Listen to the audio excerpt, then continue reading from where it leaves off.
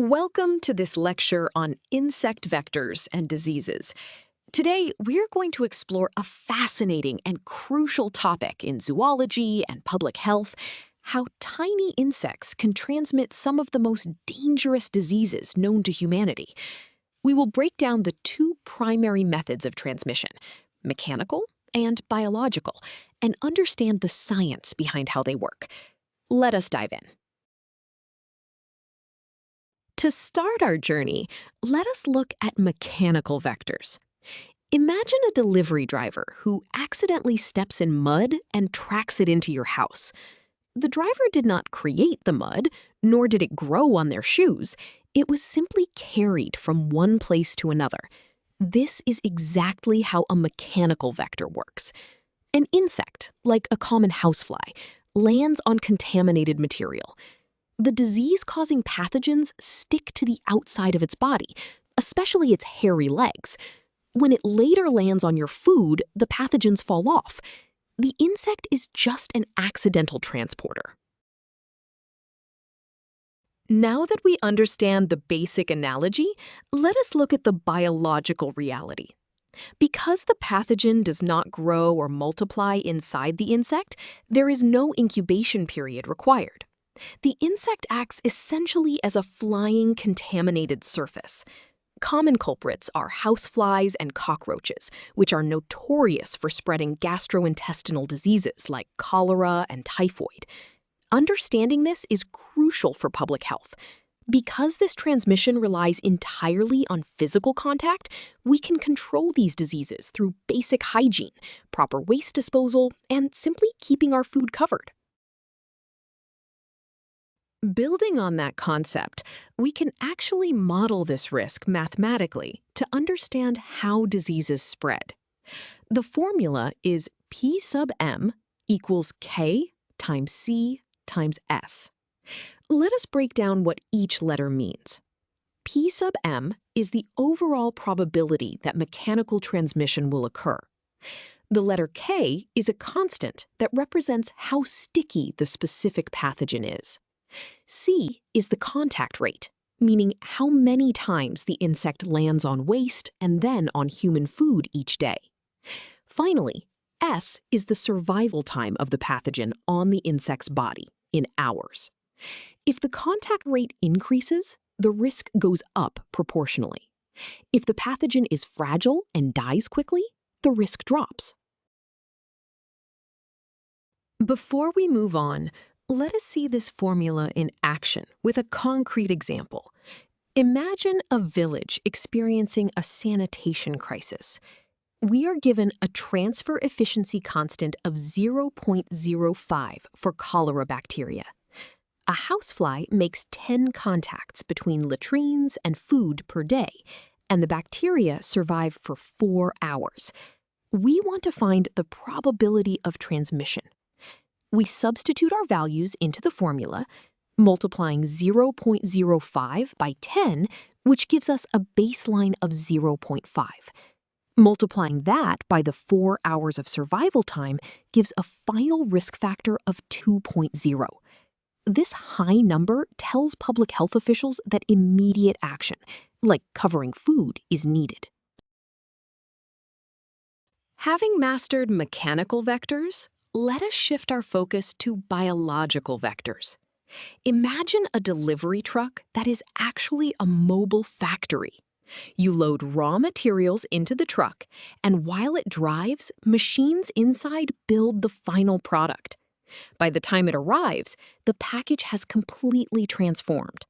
This is the perfect analogy for a biological vector. The insect does not just carry the pathogen, it acts as a necessary living environment. The pathogen must grow, multiply, or change its life stage inside the insect.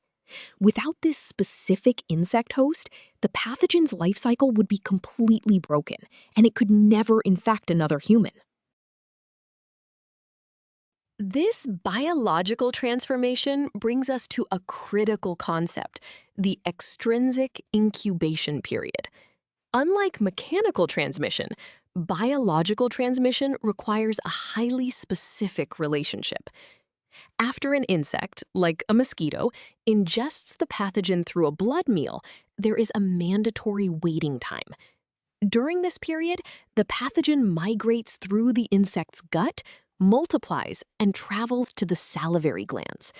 The insect is not infectious until this process is complete. This is a massive weak point in the disease's armor. If we use insecticide-treated bed nets to kill the mosquito before this incubation period finishes, we can completely halt the spread of devastating diseases like malaria. To measure how effectively these biological vectors spread disease, epidemiologists use a famous mathematical model called vectorial capacity. The formula is C equals m times a squared times p to the power of n, all divided by the negative natural logarithm of p. Let us define these variables. C is the daily rate of new infections. The letter M is the ratio of mosquitoes to humans. The letter A represents how many times a mosquito bites a human per day. The letter P is the daily survival probability of the mosquito, and N is that crucial extrinsic incubation period we just discussed. Notice that the biting rate is squared, meaning even a small reduction in mosquito bites has a massive impact on stopping the disease. Now that we have our formula, let us calculate the vectorial capacity for a malaria outbreak. We are given a mosquito-to-human ratio of 10, a biting rate of 0.5 per day, a daily survival probability of 0.8, and an incubation period of 12 days. First, we square the biting rate to get 0.25. Next, we calculate the probability the mosquito survives the 12 days, which is 0.8 to the 12th power, yielding roughly 0.0687. Multiplying our numerator terms gives 0.17175. We divide this by the negative natural log of 0.8, which is 0.223. Our final answer is approximately 0.77. Meaning one infected human will generate nearly one new infectious bite per day.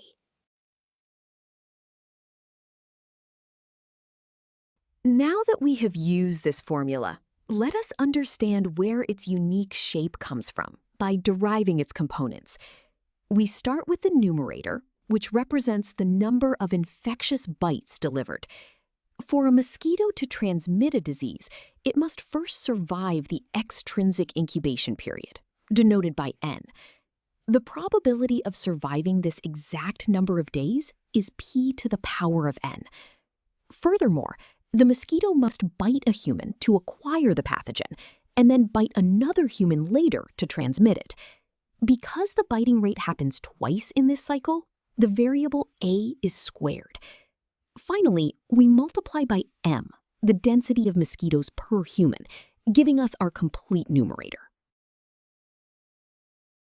So, we have established the numerator. This brings us to the denominator, which completes our derivation. Once a mosquito survives the incubation period and becomes infectious, it does not just bite once. It continues to transmit the disease for the remainder of its life. Therefore, we must account for the mosquito's total life expectancy. In population dynamics, the expected lifespan, based on a daily survival probability, p, is mathematically defined as 1 divided by the negative natural logarithm of p. By multiplying our numerator by this lifespan factor, we arrive at the final vectorial capacity formula. This shows exactly why killing adult mosquitoes, which lowers their life expectancy, causes the transmission rate to drop exponentially. Before we conclude, let us look at this diagram to visually reinforce what we have learned. On the left, you see mechanical transmission. Notice the housefly picking up red bacteria from waste and directly transferring it to the hamburger. It is a simple physical relocation. Now look at the right side, showing biological transmission. The mosquito ingests blue parasites from an infected arm. Crucially, notice the clock icon representing the extrinsic incubation period. The parasites must multiply inside the mosquito before it can inject them into the healthy arm. This visual perfectly captures the difference between an accidental transporter and a living incubator. We have covered a lot of ground today, so let us summarize the core differences.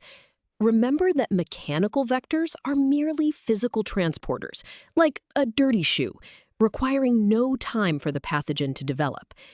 Biological vectors, on the other hand, are essential living hosts that require a specific extrinsic incubation period before they become infectious. We also saw mathematically that mechanical risk is driven by contact rates, while biological transmission is incredibly sensitive to the mosquito's biting rate and daily survival. By understanding these distinct mechanisms, public health experts can design targeted strategies, like better sanitation or bed nets, to break the chain of infection and save lives. Thank you for watching.